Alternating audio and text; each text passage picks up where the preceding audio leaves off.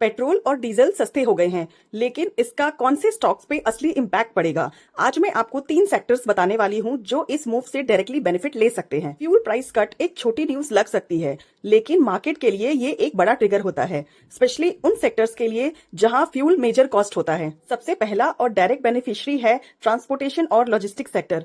इन companies का major expense fuels ही होता है। ट्रक्स, शिपिंग, डिलीवरी सब फ्यूल पे डिपेंड करता है। तो जैसे ही फ्यूल सस्ता होता है, इनकी ऑपरेटिंग कॉस्ट तुरंत कम हो जाती है, और जब कॉस्ट कम होती है तो रेवेन्यू सेम रहता है और प्रॉफिट ऑटोमेटिकली इंप्रूव हो जाता है। इसलिए शॉर्ट टर्म में ये सेक्टर्स क्विक रिएक्शंस दे सकते हैं। दूसरा सेक्टर है एविएशन। एयरलाइंस के लिए फ्यूल 30 to 40% टोटल कॉस्ट होता है। So simple logic, fuel price नीचे तो उनकी प्रॉफिटेबिलिटी इंप्रूव हो जाती है, और अगर ये ट्रेंड कंटिन्यू रहा तो लॉन्ग टर्म में भी पॉजिटिव इंपैक्ट देखने को मिल सकता है। लेकिन यहाँ एक बात ध्यान रखना, ये सेक्टर वॉलेटाइल भी होते हैं, तो सिर्फ न्यूज देख के जंप मत करना।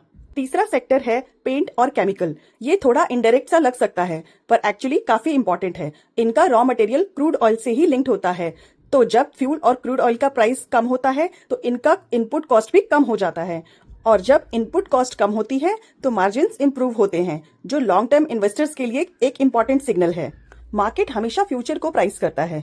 अगर फ्यूल प्राइस स्टेबल और नीचे आते हैं तो ये सेक्टर्स ग्रेजुअली आउट परफॉर्म कर सकते हैं, पर अगर ये सिर्फ टेम्पररी कट है तो इनका इम्पैक्ट शॉर्ट टर्म के लिए ही हो सकता है। अगर आपको ऐसे ही क्लियर और प्रैक्टिकल मार्केट इंसाइट्स चाहिए, देन फॉलो दिस चैनल।